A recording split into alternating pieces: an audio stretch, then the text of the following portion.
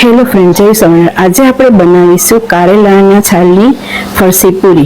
તેના માટે સામગ્રી જોઈ લઈશું। 1 વાટકી જેટલી કારેલાની છાલ, 1 નાની વાટકી જેટલો મેંદાનો લોટ, 1 મોટી વાટકી છે ચણાનો લોટ અને એનાથી પણ વધારે થોડો ઘઉંનો જાડો લોટ।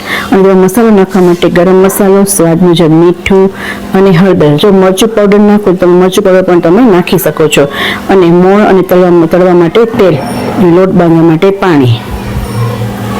હવે આપણે 1 વાટકી જે કારેલાની છાલી છે એને આપણે આમાં લઈ લઈશું। કારેલા છે તેને બારીક એકદમ છાલને કાઢી લેવાની અને તેમાં આપણે થોડું સ્વાદ મુજબ મીઠું નાખશું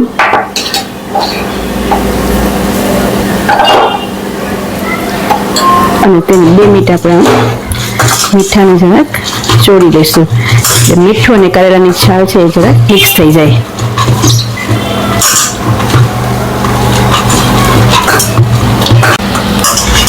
હવે આપણે જે મેંદાનો લોટ છે એ લેશું, જે ચણાનો લોટ લીધો છે એ લેશું અને જે ઘઉંનો લોટ લીધો છે આપણે એ લેશું।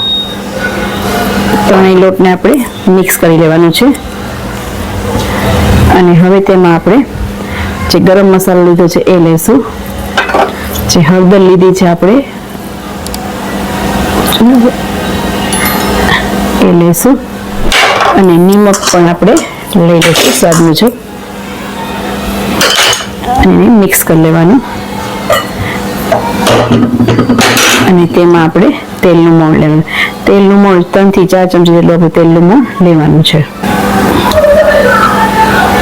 હવે તેને આપણે એકદમ મિક્સ કરી લઈશું અને પાણી નાખીને આપણે એનો લોટ તૈયાર કરીશું અને આપણે થોડું પાણીમાં નાખીને આપણે લોટને તૈયાર કરવાનો છે।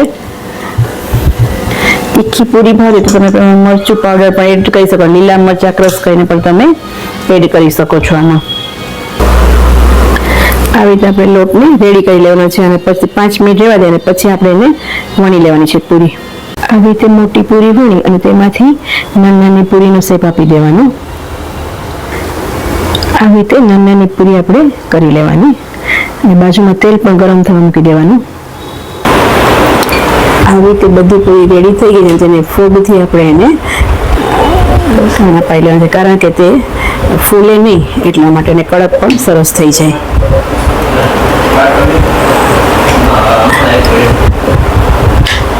આવી રીતે બધી પૂરીને આપણે રેડી કરી લેવાની છે। તેલ પણ ગરમ થઈ ગયું છે, તેમાં આપણે આ જે પૂરી છે એને આપણે તળવા મૂકી દેવાની છે। પહેલાં એકદમ ધીમો ગેસ રાખવાનો છે અને આપણે એને ધીમે ગેસે તળવાનું જેથી એકદમ બ્રાઉન ન થઈ જાય અને ધીમા ગેસે એટલે કડક પણ સરસ થઈ જાય।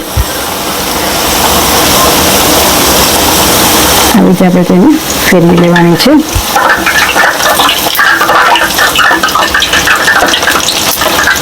એકદમ ધીમા ગેસે તળશો એટલે લાઇટ બ્રાઉન જેવી પૂરી થશે એટલે થોડી એવી કડક પણ થઈ જશે, જેથી કરીને આપણે એને રાખી શકીએ।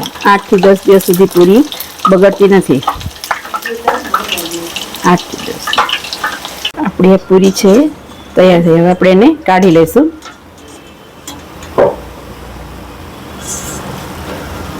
આ પૂરી આપણી તૈયાર થઈ છે, જેને બાજુની પ્લેટમાં આપણે કાઢી લઈશું। આ રીતે આપણે બીજી પણ પૂરી આપણે આ રીતે જ તળી લેવાની છે।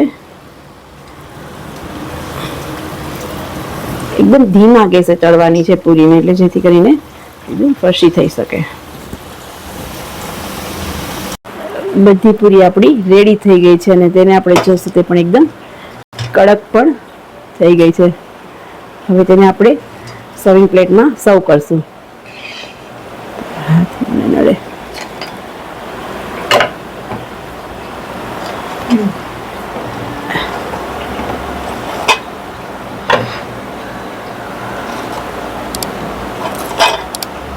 આપણે તેને દૂધ સાથે સર્વ કરશું।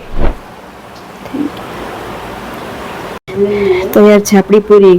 કારેલાની છાલની પૂરી હેલ્થ માટે પણ ખૂબ જ સારી છે। ડાયાબિટીસ વાળા પણ આ પૂરીને ખાઈ શકે છે